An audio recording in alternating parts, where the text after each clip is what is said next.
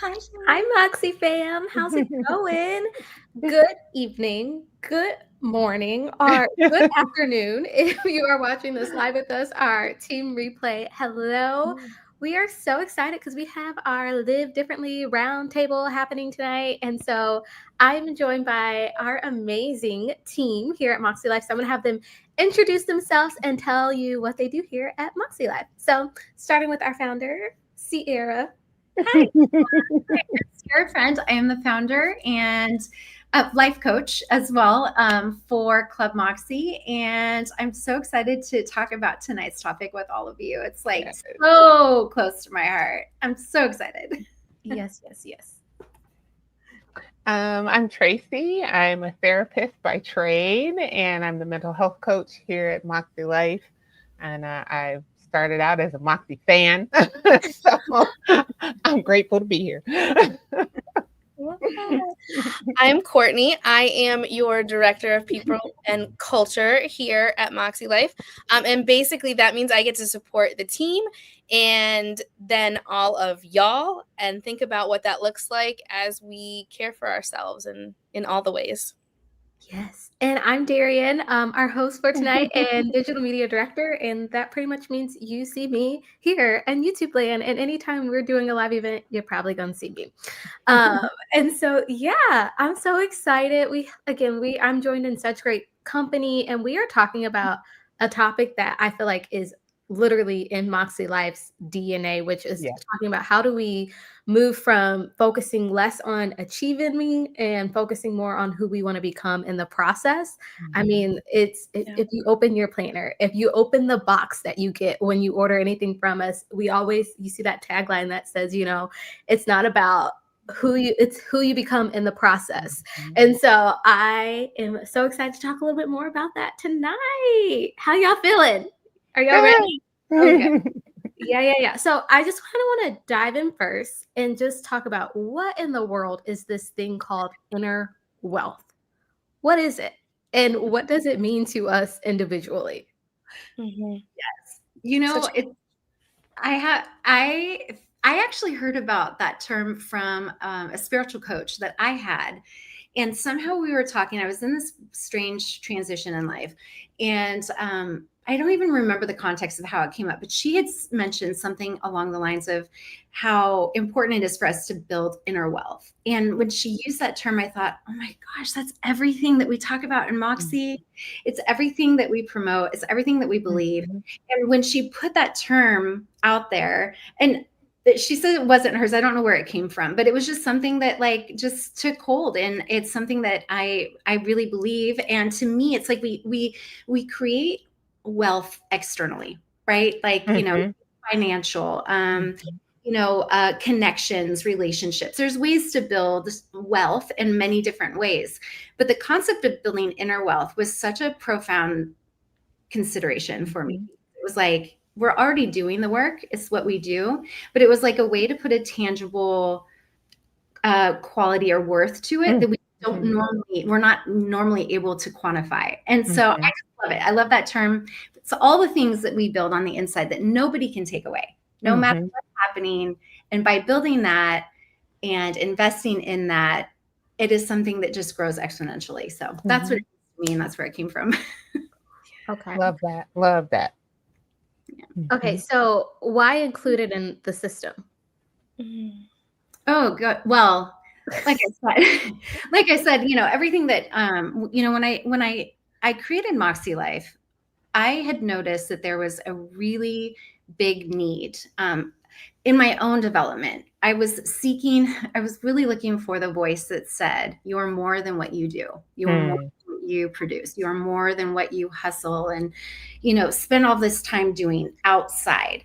Because I had gotten to those levels, those markers of achievement and success, and I was still wildly unfulfilled. I was really unhappy. In fact, that's when I sought out therapy for the first time in my life, because I'm like, wait, I did all the things. I checked all the boxes. I followed the plans, the rules, the shoulds.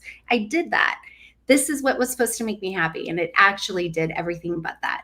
And so when I created Moxie Life, and after working with people over the last, 20 years, I wanted us to be that voice that says you are more than what you achieve, you are more than what you accomplish. And the term of inner wealth and choosing internal goal structure or motivation, to me, was what was missing in this world. And really, ultimately, is what gives people sustainable life change.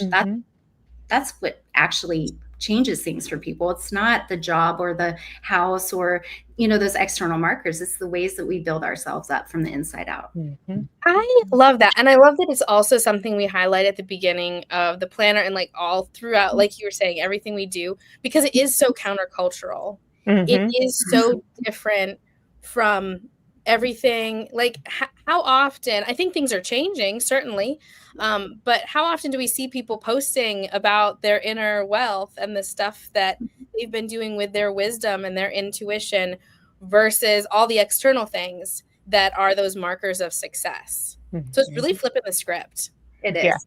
Yeah. All right. So that, Courtney, because now that kind of leads me into this next point. So like, what is the messaging that you feel like we're normally hearing and getting? Because we're not, this was my first time hearing something like this when I discovered Mäksēlife. Was like, wait, what? Like, I was so used to your goals have to be written like this and by this certain amount of time, and it has to be like this tangible thing and this tangible outcome.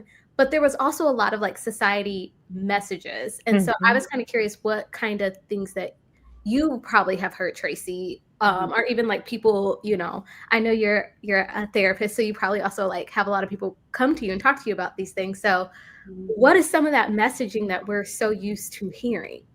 Well, yeah, just kind of like Sierra talked about, it's so achievement oriented, right? That if you're going to check off this goal, you've got to be able to measure it. It's got to be quantifiable. And nothing's wrong with that. I'm not saying something's completely wrong with that, but some stuff is internal. Like, how do you set a goal about forgiveness? Right? What does that look like? How do you quantify forgiveness, right? And so, but maybe that's what you need. Maybe you need to forgive someone or need to forgive yourself for something that you maybe didn't do in a way that you thought you should. And so, yeah, there's a lot of, when you think about goal setting, a lot of times people, they immediately go to the things I can acquire, the things I can count and measure, the things I can hold up and say, see, this is the thing I did, right? And again, nothing is wrong with those tangible goals, but like, you hear that adage about you teach a man, what is it? You give a man a fish, he eats for a day, but if you teach a man how to fish, he'll eat for a lifetime. I feel like that's Mäksē. Like a lot of stuff gives out what I call fish sandwiches, right? We can give out fish sandwiches and feed people for a day. But what Mäksē does is it teaches you how to fish for that stuff that's inside of you. Because if I got that, then I can handle the death of a loved one. I can handle losing my job. I can handle one of my dreams coming true. I can handle some of the difficulties. I can handle, a crazy society, because inside I know how to manage those things. And so I feel like that's what Mäksē does, is we're teaching people how to fish for that important stuff that's inside of them. And it counterbalances those societal messages that we get. And it places, and this is what this was that voice that I felt was missing for me. And then I as I looked around, I realized the people that I learned goal setting from were like the Zig Ziglars, the Tony Robbins, and they're like talking about waking up at 5 a.m. I don't know. I'm a night person. Like I tried that and I felt like an absolute failure because I was coming at something that someone told me I should do. That's what success, or what successful people do. But there was no room for me as a human. There was no room for me to explore what that looked like elsewhere. So when I created Mäksē, I wanted us to have a space and to just spread that message out of like, listen, like Rumi says, there's a million ways to kneel and kiss the ground. There's not just one way to live your life. There's not one way to think, feel, be, experience, do anything. Yet we're told this is the way. Here's the box. Here's the path. Here's the checklist. Here's the to-dos. but there's no humanity in that. And then we beat ourselves up and we make meanies. And furthermore, we're judged harshly, or, we fear lack of acceptance or belonging or approval or worth because we don't fit into that. But that's not real life. It's just it's not real. Yeah. And it's not honoring us as individuals. Yeah. Right. It's okay to honor the fact that you're not a morning person. Who says you have to be? Right. But you're right. We would get these messages about, if you don't do it this way, then you're doing it, quote unquote, wrong. And then, oh, well, I guess I better just give up because I can't do it. I can't get up at 5 o'clock in the morning because that's just not who I am. And so to me, it doesn't honor us as individuals and what that looks like. Yeah. That's so good. I'm curious, and I would love for our community to let me know in the chat as well. What messaging have you heard about achieving, hustling, going after it, grinding? I know for me, one that I always heard, and it drove me insane, but it always like made me feel less. It was like, you have the same 24 hours as Beyonce. Yes. Yes. Right. I'm not Beyonce, and Beyonce got help too. So like, and and then it also made me go into a spiral of comparison when you're comparing someone else's work to mine. But it was like, we should be grinding and hustling and working just as hard. And I remember feeling so less than, or like, I'm not working hard enough because I'm not out here grinding and doing all these, like all this stuff. Like, and so that was just like kind of like the like messaging, one of those that just stuck with me, that I had to eventually have to like literally throw away. Like, no, we are not, this is not serving me. Mind trash. Let's get rid of it. Mind trash. Yes. Get rid of that mind trash. So that was one for me. I didn't know if you guys had any messaging that you have heard. Oh my word. Well, I think you're getting at like this idea that like there's a cookie cutter and we all feel pressure to fit in this box and add up to that box. But with inner wealth, there's something that's so individual about it that it is unique to every single person, that each one of us has different strengths, has different ways that our values, different ways that we're going fishing.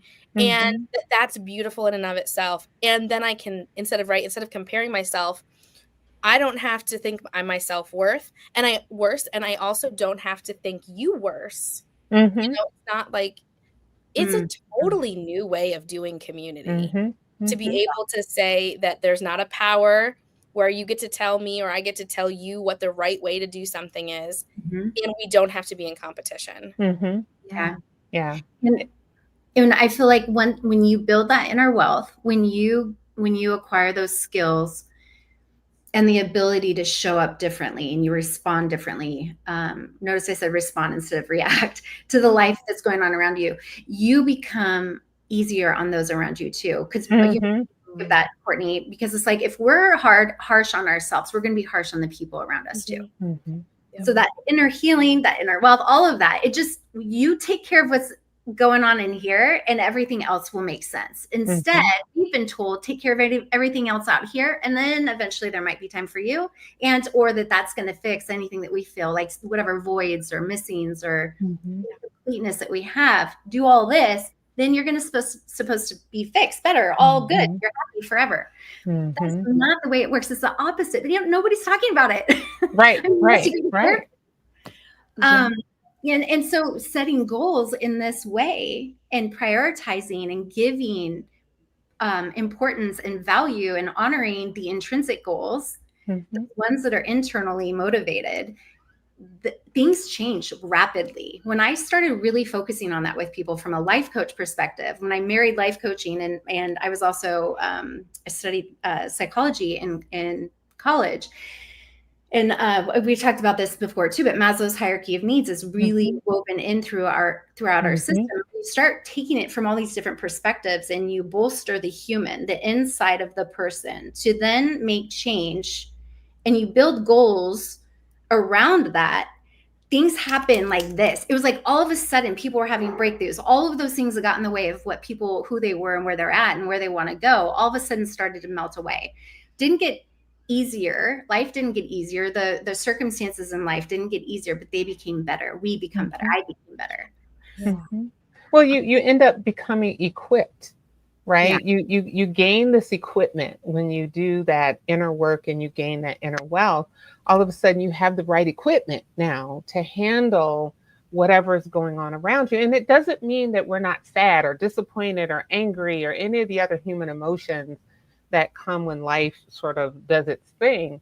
But we don't get stuck there. That's the key. You move through those emotions, you acknowledge them, you honor those emotions, and then you move through them to a better place. And you go, okay, yeah, I was angry, hurt, whatever. But now how am I going to feel about this? What am I going to do internally to manage this? And then all of a sudden you have all this fabulous equipment that you didn't have before to be able to handle those things. And that's like, that's amazing when you can get to that. Yeah, that's such good stuff. And there's some great comments happening in our community right now that I just wanted to bring our aware. But Tarns 22 says, the issue I often come across in society is no one else can see our inner wealth. They only see what they see on the outside, and we get judged for what they see and not the life we're actually living. Mm-hmm. Can we just pause for just a second and just address this, especially like just what encouragement could we offer each other on continuing to not get, I guess, focused, especially this is just hard living in social media. You know, so how do we go about navigating that and allowing what words of encouragement or affirmations can we maybe say to ourselves to continue to focus on actually living and not getting caught up in what everyone else sees because they can't see our inner wealth? Right. I would offer a little bit of a challenge to that. Is it that they can't see it or they're not willing to acknowledge it? Because that's two different things. Because when my inner wealth builds, it's like you do get to see the fruit of that. But people don't always want to acknowledge that things are changing for you, because they're going to change. When you build that inner wealth, the outer self changes. Because just like Sierra said a minute ago, your reactions, your responses are different. Where you might have popped off 6 months ago when somebody made you angry, that doesn't happen now. So it's there. The question is, are they willing to acknowledge what they're seeing and sort of really allow you to live in that new space, if that makes sense. And sometimes people don't want you to live in that new space because they like seeing you pop off. They like the drama. They like the fact that your buttons are easily accessed. And they're like, I'm bored. Let's see if I can piss her off, right? And so, a lot of times people don't want you in a new healthy space. They like the unhealthy you. And it makes them feel better about themselves or whatever. So in answer to the question, I would say just remind yourself that the people who really matter will see it and they will acknowledge it. And they'll compliment you on it, and they'll give you credit for the difference. And they'll say things like, gosh, you seem happier, or you seem less upset, or whatever the compliment might be. But I would say really encourage yourself are you focused on the appropriate folks? Because sometimes people are going to judge because they don't like themselves. And you could be poor and they're going to judge you. You could have $1 million in the bank and they're going to judge you. You could have a new car, a broke down car, a shack, or a mansion, and they're going to judge you. Somebody's going to have something to say. And so is that where your focus needs to be, is the question. Yeah, I love that. I love that. I wanted to add to that. When I started to really get clear on what my values were, but furthermore, gave myself permission to allow what the values were to lead versus the values I thought I should be prioritizing. And I'll give you an example. My number one goal, my goal too, but my number one value is freedom. And I see that, and independence. It's like those two are like, whoop, like, and I notice whenever that is threatened or if I'm out of alignment with that, I notice that I tend to care more about what people think. When I'm not in alignment, period. When I'm not in alignment, I care more about the external. When I'm in alignment and I'm living by my values, I don't care if people approve or not. I don't. Like, it makes it easier because I'm like, you know what? You may not understand it, but damn, I know inside here we're good. Like, we're good. Like, I don't need your approval. Because I get so passionate and I feel so emotional and so committed to those values. And, you know, I think, and I see that once people get aligned with those, with their values. And again, like I said, permission, because, you know, we're told value these, you know, couple things, and maybe you still value them, but are they the most important thing?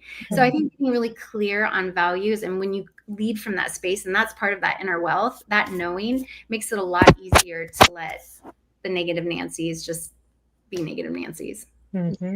Yeah. All right, now, y'all, I got to ask you this next question. Has there been a time where you personally felt like you weren't focused on inner wealth, and you were focusing on the external metrics of things and the external achievements? And if you're willing, can you share a time or season where that was you?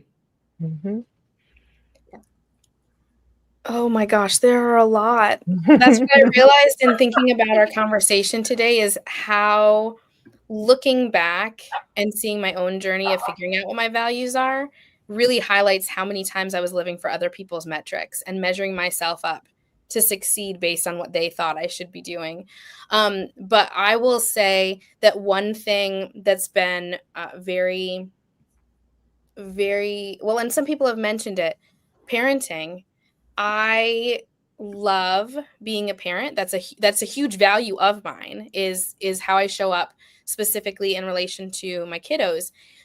But I was told that being aligned with that value looked like this. And there was a particular way it appeared on Instagram. And there's a particular way it's talked about in books. And there's a particular way that involves little sleep that does not work for me. And I could never match up to that, because physically, mentally, emotionally, spiritually, that wasn't what was like where my self normally like just goes. And for especially those early years, but even now, even with older kids, sometimes those ideas of what it should look like and what our summer schedule should be creeps in, because we do want to sometimes go with the flow and be like other people and be able to say, yeah, look at me, what I did. And I made this beautiful lunch that was cut out, but girl, I'm not waking up that early. Like, it's not going to happen. So I think for me, I really feel that parenting. And not only that, like, oh, I got past it, but like it keeps coming back. And I have to constantly think about, okay, well, what are my values and who are my kids? And figuring that out. That's been, the ongoing one for me.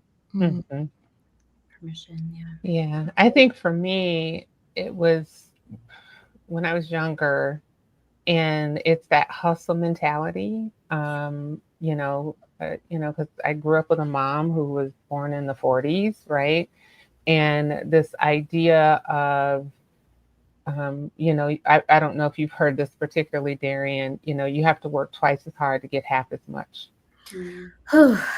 And as a double minority, right, a woman and a woman of color, to get those messages that if you're not working twice as hard, you're not going to get what you want out of life, because you're going to be held back, or you're going to not, somebody has your success in their hands and you have to work twice as hard.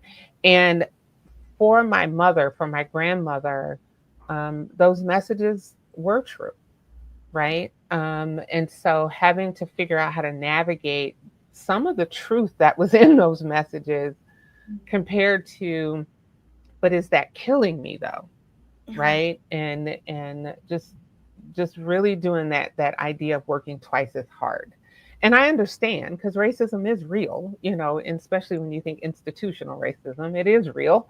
But what does that mean for me as an individual? And that's where my wrestling match was. Like, how do I navigate this space, and feeling like I had to work twice as hard as everybody else to achieve half as much? Like, how sick is that? But again, that was the world that they were given, right?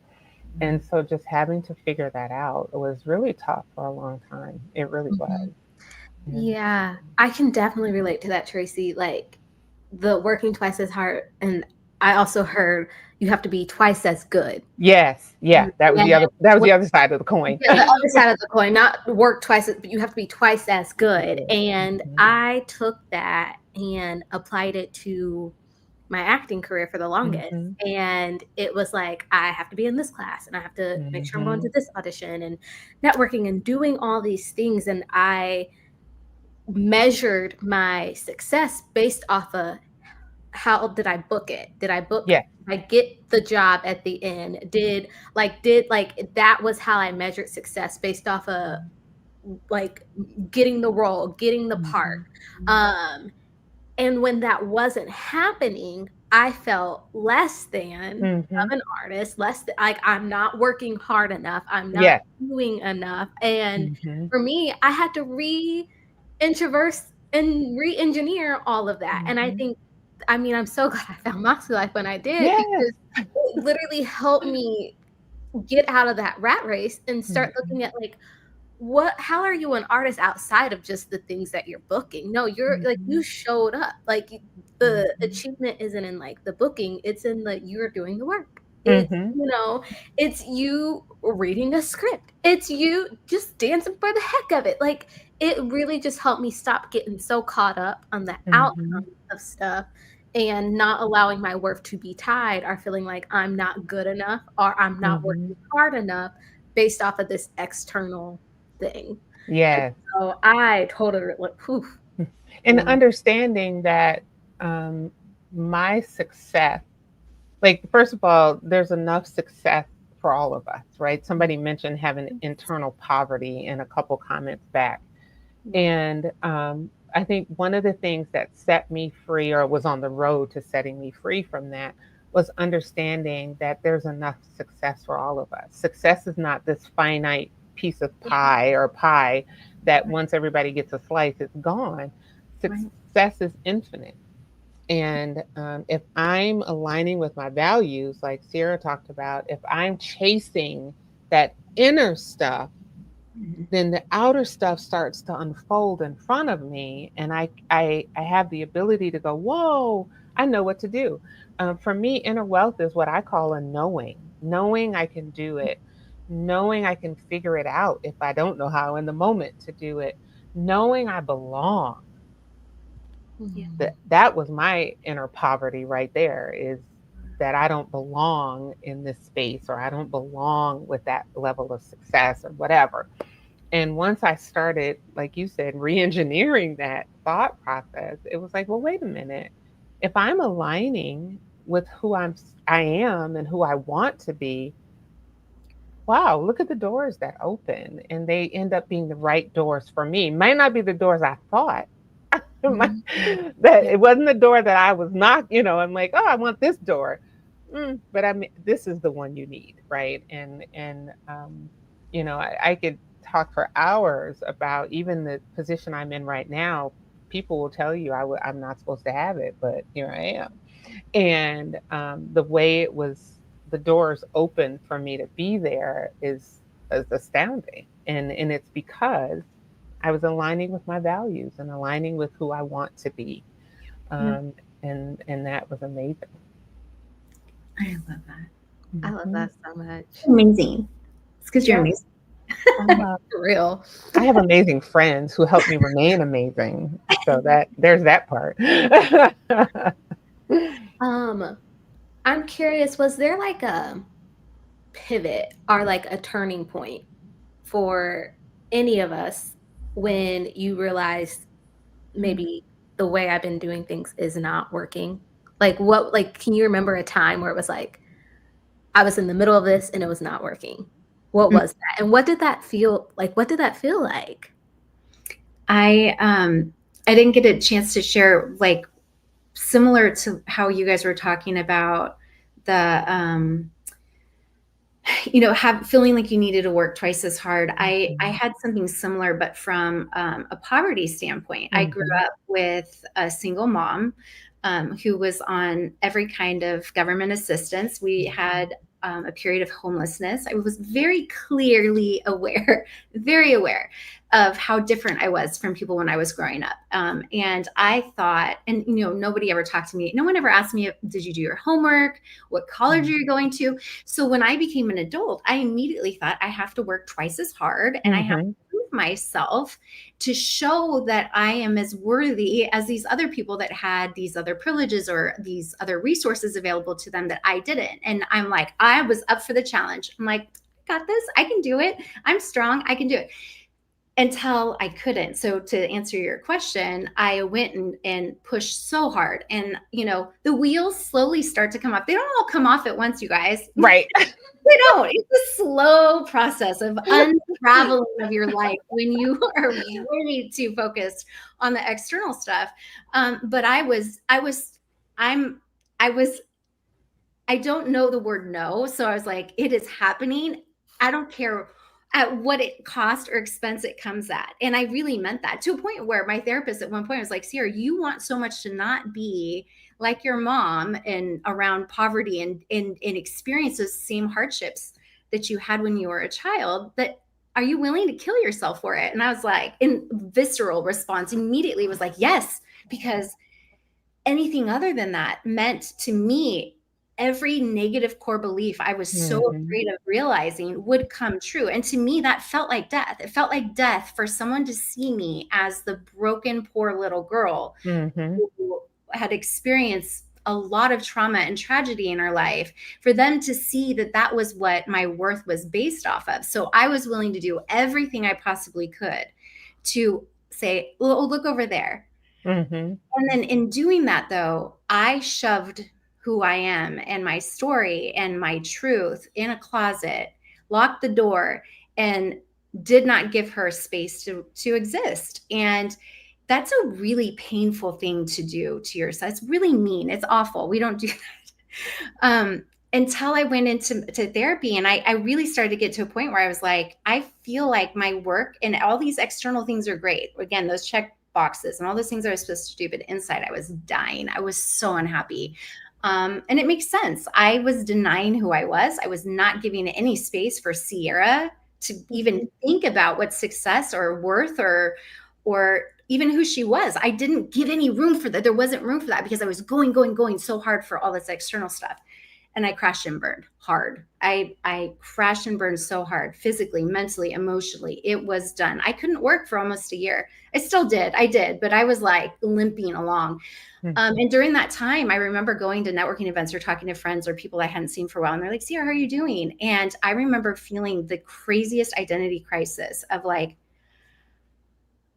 why would this person want to talk to me? I don't have any accomplishments to talk about or what I'm doing. And that's not why they were talking to me. They're like, Sierra, how are you? What's new? I want to, you're a human being, not a human doing. But inside I had completely, there was no identity. And it took me years and years in therapy and so much work. We're now almost 30 years into this process. And I can say there's another side, and it didn't take forever, but it's hard. And this messaging around us in society and the ways that we are conditioned and the skills that we are not taught, that our parents or our key relationships were never taught, don't give value or don't honor the human part of us. And there's so much focus on the external that the inside of the person gets completely forgotten or ignored, or disregarded, or at worst abused. I was abusing myself to accomplish those things. And we abuse ourselves, you guys. I'm sorry if you're that, the mom who thinks that your birthday party is not good enough because it's not Pinterest board worthy. that's not what matters. What matters is the experience. Yet we beat ourselves up. We abuse ourselves because we don't fit what we think we're supposed to or what we should. And so anyway, to wrap it all back around, I'm so grateful for this space and the ability to have this conversation for myself and for us and for each other, that we can actually say like, no, you matter. And who you are matters. Your story matters. Your background, your wisdom that you got from all of that matters. It deserves to have space, and it deserves to help carve your path for your future, and not what people tell you you're supposed to be. Yeah. So, gosh. Well, and I think just like when we look at the beauty, and it's easy to see, I think, in other people, like in our friends and the people we care about. But like, Tracy, you're not a therapist. You are Tracy, who is a therapist. If I was your client, I wouldn't want you just because you're a therapist. I want you because you're Tracy. And you look at these gifts you have too. Like, it's same for you, Dee. Like, you're not just, oh, you're an actress. Like, no, you are Darian with particular gifts and strengths. And I think that's part of what it is recognizing the us in that. That's actually where the beauty comes in, not in these roles we inhabit, but in the who we are, who happens to do these things. I love that. That was just so beautiful. And I'm going to follow up with a question, Courtney, because I feel like someone needs to hear this. What would you say to someone who's struggling to get to that place and seeing that for themselves? Yeah. I know for me, I need to hear someone else tell me. Because it's one thing, I can talk to myself all day, but I'm never going to believe myself when I'm in that place where it is just bleak and I have all this mind trash going on.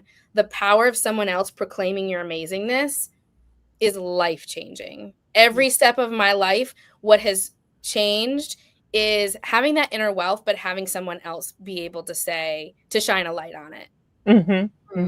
Because I can read the truth, I can understand the truth, but I'm not going to feel it until someone else is like, no, but guess what? It's you.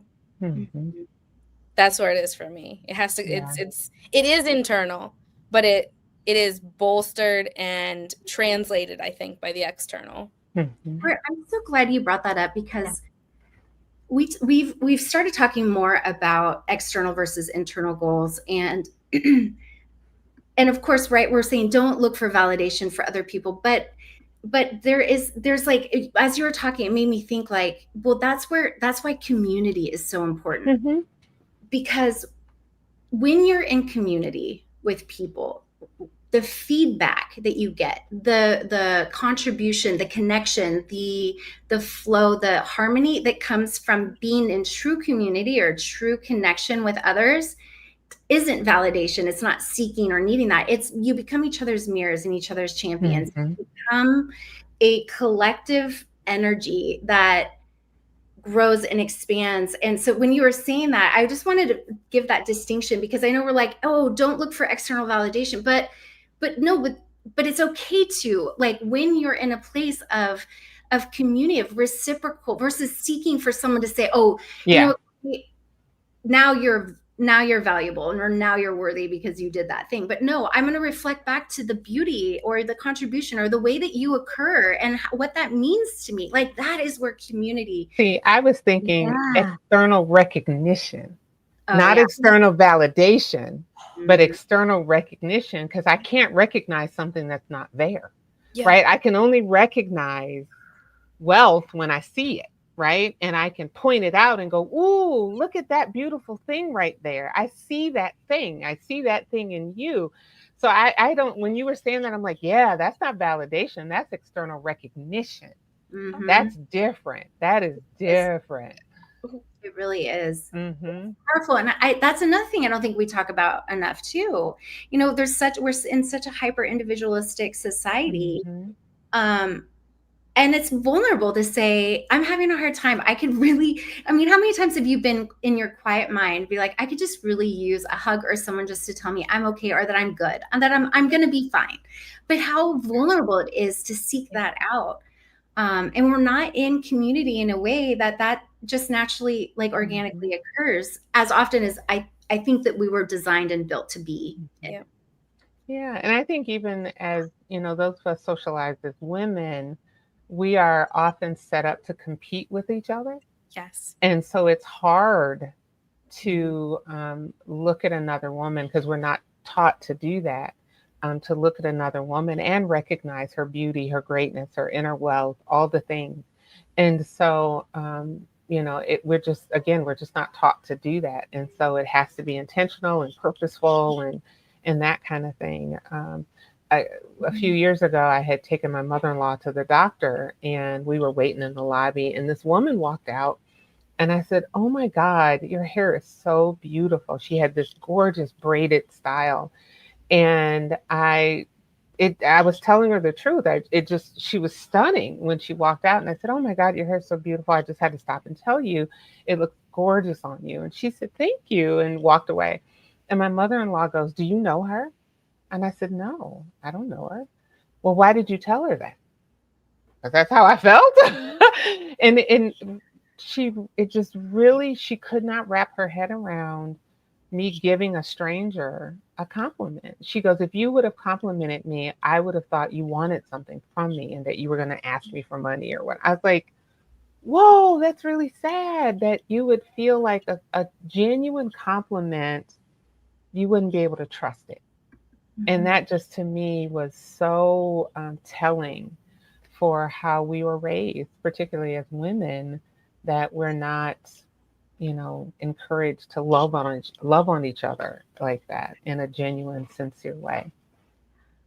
I love this. And I'm so glad you brought up community, Court, Mm-hmm. because I think even like going into this conversation, the power of building inner wealth, I even can fall into the trap of like inner wealth being this individualistic thing. Mm-hmm. But to take a step back and realize that when I'm a part of community, sincere, organic community, that they're also, it's like they're taking coins and they're putting it in my Yeah. inner wealth bank too. And it's Mm-hmm. increasing my peace. It's increasing my compassion. It's increasing my joy.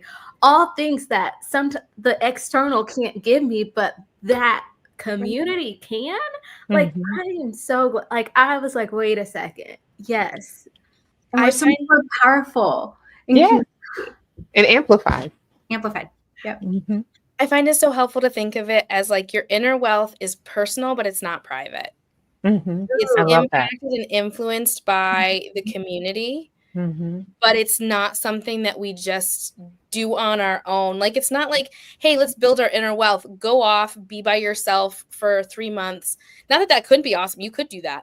But like that's the only way is you have to solely draw from yourself. Mm-hmm. But it's drawing from the gift of the world around us so that it bolsters us up internally. Yeah. I love it. That's good. Mm-hmm. That's so good. I love that. I love that. I love that. As we get ready to wrap up our time, I just kind of wanted to ask us, is there a goal? And this was not one of the questions that I had asked y'all beforehand. I try to like help us all out by giving us some questions to think about.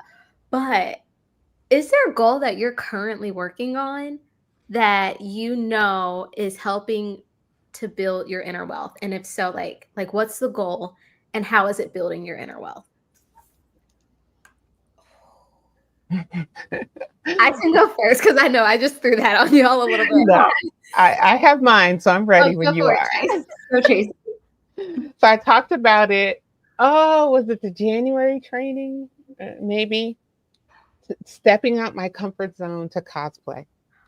Yes. That one is building, and even though it's an external representation, it's an internal thing because again, it's that I've always been a nerd. I always will be one, and for a long time, I didn't accept that part of myself. Because when I was younger, my peers were not into the things I was into. And so I felt like the weird kid, right?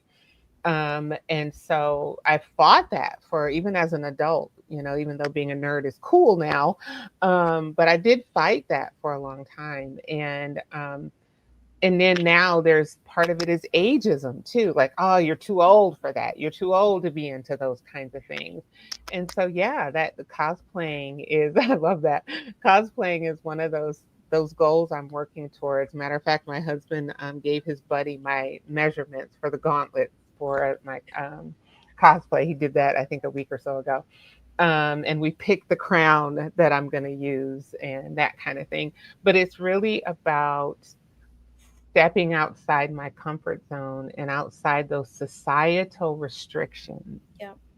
that says I'm not supposed to do that for this list of reasons. And so that's one of mine.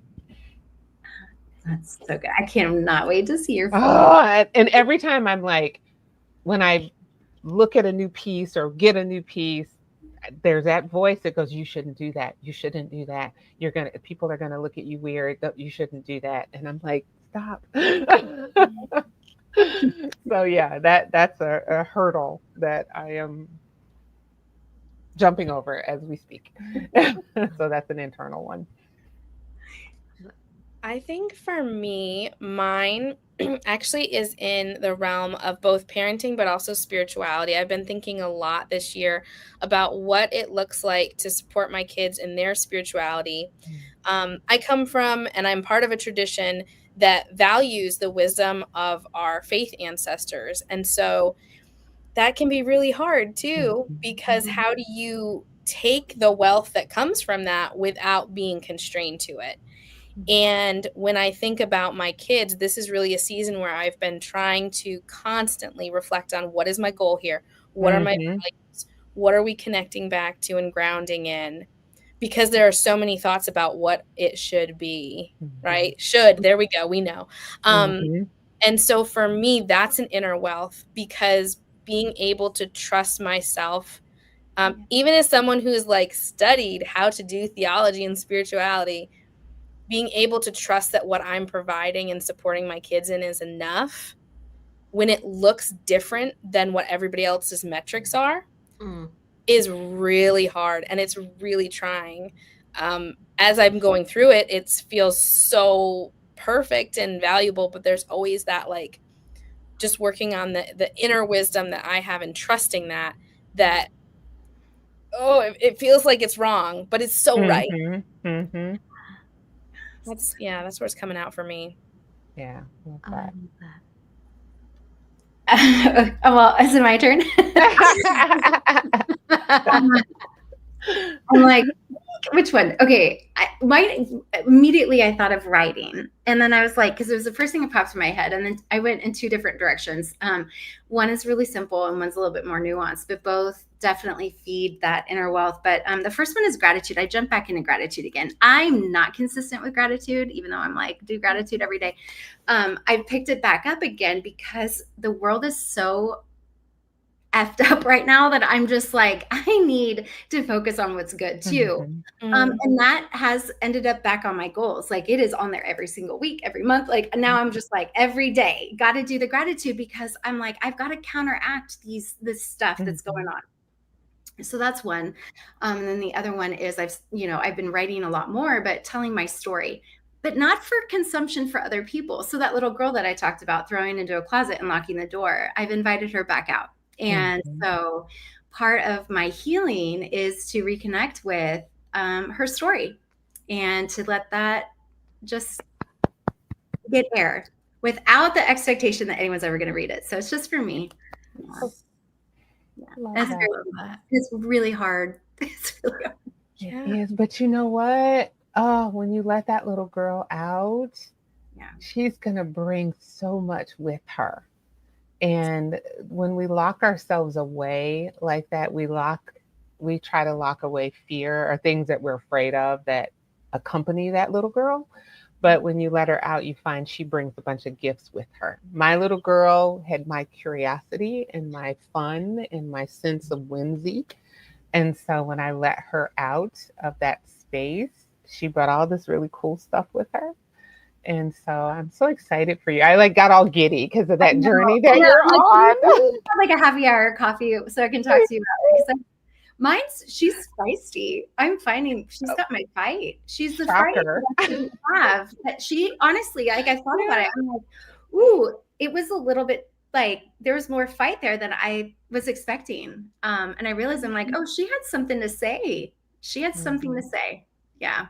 Love I that. don't know why I'm getting emotional. I know. But like Us I'm too. sitting here thinking, like, Sierra, like, yeah, she did. Like, I think about your story, and that girl fought. Yeah. She was Hard. a fighter. She was a survivor. She was strong. Like, I love this for you, Bryn. Yes. Yes. That's what I'm like. Shocker. She's feisty. What? Did you expect What? any Of less? course she is. Of course she is. She Here's was why. fighting for you. You guys are reflecting back. This is why community is so important. Thank you. Thank you. I love you guys. Yeah. And thanks to all of you here tonight. I mean, Awesome. yeah, special. Yeah. Oh my goodness. That was okay. Yes. Oh, one goal. I was like, what about me? I had it and then I went, yes. For me, it's been interesting. It's kind of tangible, but it's been doing a lot of inner wealth, which is we just moved. So that was like a huge stretch goal. And my goal now is just like, how do I create a life-giving and like warm home? And out of that, how that's depositing into my inner wealth is creating a home that, I don't want to leave, but like knowing that when the world is crazy, I have this safe space here, and creating a home that I can fully be myself and relax, and a space that my family can be their best versions of themselves and do what, like, just how do I create a physical environment that internally supports me. And so that gives me peace and gratitude, whether it's hanging up a memory, and being grateful for that moment that is inspiring me, but also keeping me in a space of gratitude and hope and safety. So just this whole act of building a home for me has really been like my goal, and it's been really building that inner wealth inside of me. Yeah. I'm so happy for you. I love that. And your husband's home, your family's back together. Like there's so much that's come together for you. I'm so happy. Yes. Oh my goodness. Y'all, thank you, like, for having this conversation. I know, again, like I said, this is something we talk about and that's important to us, but what does that look like to us all individually? And I just love that we were able to just carve out a little bit of space to dive deep on this, and why it's so important and how we can each continue to do that. And so before we head out, last thing, and I want everyone in the comments to answer this. We're going to end on this note. I just want you to think. You're going to say, I'm going to start myself. Like, I just want you to tell me, who are you becoming? Who are you becoming in this season? Think about, who are you becoming? And so I will start us off, and y'all better put it in the comments. I want to know, who are you becoming? I'm becoming brighter. I Love that. Love that. Oh.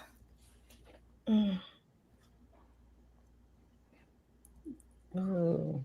So What'd you say? I'm holding so much space for that. I know. I love that. Love that. I think I'm becoming braver.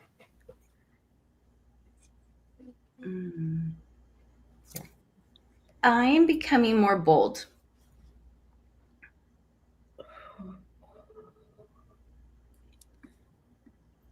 What comes to mind? I'm becoming more Courtney. Ah, yes. Perfect. I love that. Thank y'all for being willing to share that. We have our community saying, I'm becoming confident. I am becoming a leader. I am becoming fit and the active woman I know I can be again. I am becoming comfortable. I am becoming a goal getter, setting boundaries with others. I am becoming healthier mentally. Oh, love it. And Amy said, I am becoming Amy 2.0, new and approved. Yes. we are all holding space for whoever you are becoming in this season of life, and know that we are here for you, and we are here to support you on your journey. And we just want to say thank you for joining us, whether you're team replay or watching us live. But we hope you have a beautiful day, and we're cheering you on. We love you so much. Yay. Love you. Bye.